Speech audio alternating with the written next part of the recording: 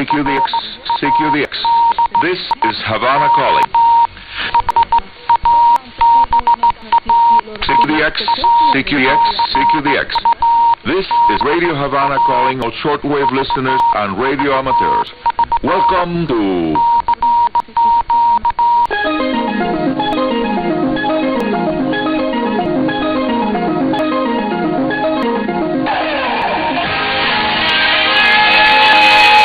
DXers Unlimited, Radio Havana's weekly feature dedicated to the fascinating world of radio communications.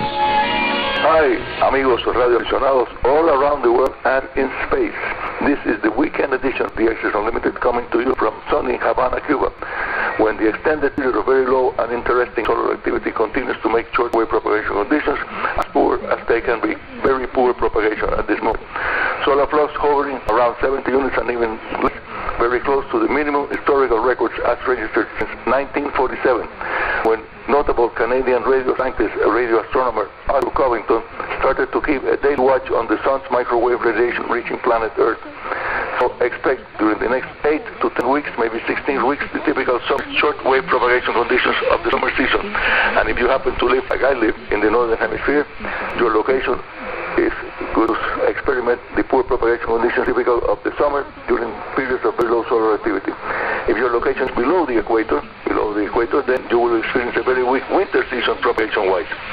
Nevertheless, we should see some short periods of better DX conditions when the northern hemisphere's sporadic heat season will be reaching its peak during the months of June and July, something that is quite unrelated to solar activity.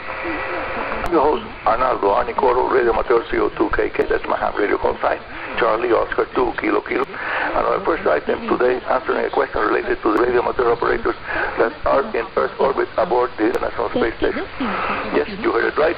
At least part of the crew, and sometimes even all the crew, even the complete crew of the ISS, the International Space Station, the 6 astronauts may have an amateur radio license. In other words, each has an individual radio call sign assigned by the country of origin that they can use in the spare time to talk to fellow amateurs around the world.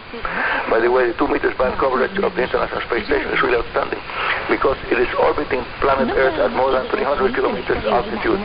The frequency to keep monitoring is 145.800. I repeat that, the frequency they use typically 145.800 of the 2 meter band, and you can search for the orbital information of the ISS to know when it would have fly overhead, to pass overhead you.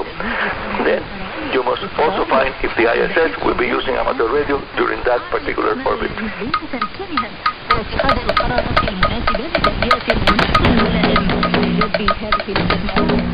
Now, the question sent by listener Julius from North Carolina.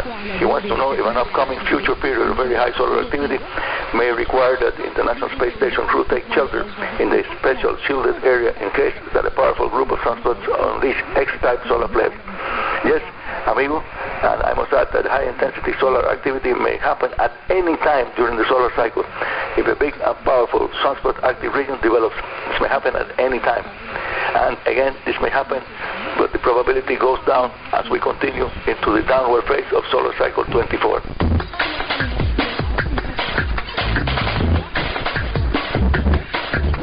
Item 3 at the weekend edition of DXers Unlimited, your favorite radio hobby program with Arnie Coro at the microphone. From the log of CO2KK, Charlie Oscar 2 Kilo Kilo, my amateur radio station, Friday, May 18th at around 10 a.m. local time, I started to monitor both the 10 and 6 meters band for possible early signs of sporadic events typical of the end of May. The reason for keeping that watch was that according to my past experience, during periods of very low solar activity, as the one we are going through right now, sporadic layer openings may happen more frequently and last longer than usual.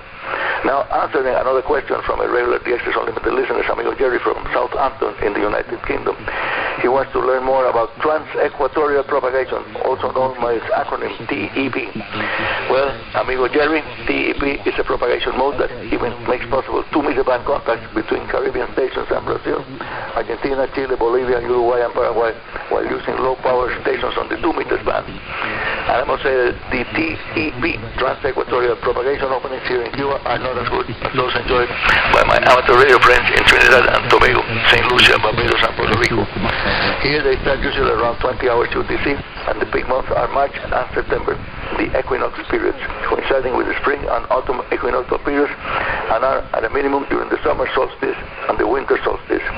I usually monitor 6 meters on the international DX window frequency of 50,110 kHz, where experienced operators call CQDX using single sideband voice. Sometimes you can even tell from where the signals are coming before even picking up a call sign by just paying attention to the very peculiar way of speaking Spanish that is typical of the Argentinians and Uruguayans, or the Portuguese language spoken by the Brazilian radio amateurs that operate on 6 meters. Once again, for your information, the TEP can link up with sporadic key propagation and place signals from the far end of South America into the upper USA and Mexico, and sometimes even as far away as Canada, when the links are in progress with the sporadic key layer event happening at the same time. If you are an amateur radio operator, you can make very nice two-way contacts while running low power and a very simple 2 to 3 element jagging or a cubical quad antenna that can be easily built at low cost at home and without expending a lot of money, as readily available materials are used for building them.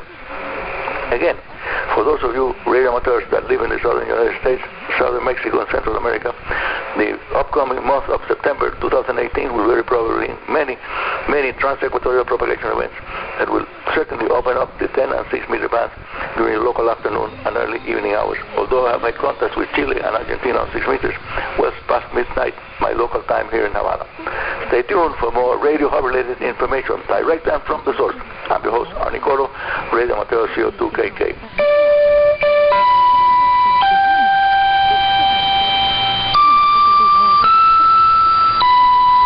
Yes, this is Radio Havana Cuba. 57 years on the air. You are listening to the weekend edition of DXers Unlimited, and here is item 4 of today's show, also related to the amateur radio hobby, a form of spending our spare time that is practiced by more than 4 million people all over the world.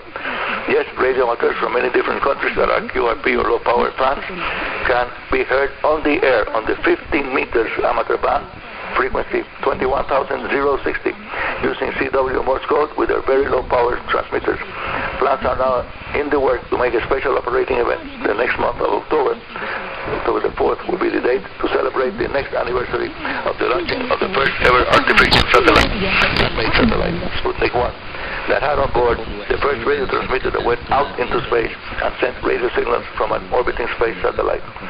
Because the original Sputnik frequency was 20.005 kHz, and it's not assigned to the amateur radio service, it was decided that the replica transmitters for the occasion will operate on the nearby 15 meters band, very close on frequency.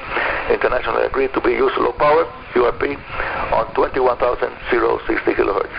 The transmitter designed by the Soviet radio engineers for the first man-made satellite used very ruggedly made sub-miniature vacuum tubes that had no bases, but that instead had wires protruding from the base of the glass envelope by means of a special type of metal to glass seal. The vacuum tubes, or valves as the British call them, are tetrodes that run on relatively low battery voltages.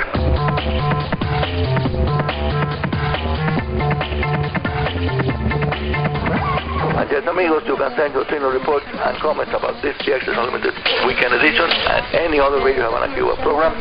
Send mail to info.rhc@enet.cu. Again, send mail to info.rhc@enet.cu. Or send a postcard or a letter or a mail to Arnie Coro. My last name is spelled Charlie Oscar Romeo Oscar. Arnie Coro, Radio Havana Cuba, Havana, Cuba. The next show will be on the middle of the week program, next Tuesday and Wednesday UTC days. See you there.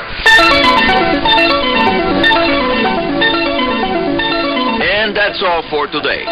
This is Arnie Coro, Radio Amateur CO2KK, your host here at Radio Havana's DXers Unlimited, saying 73 and very good DX.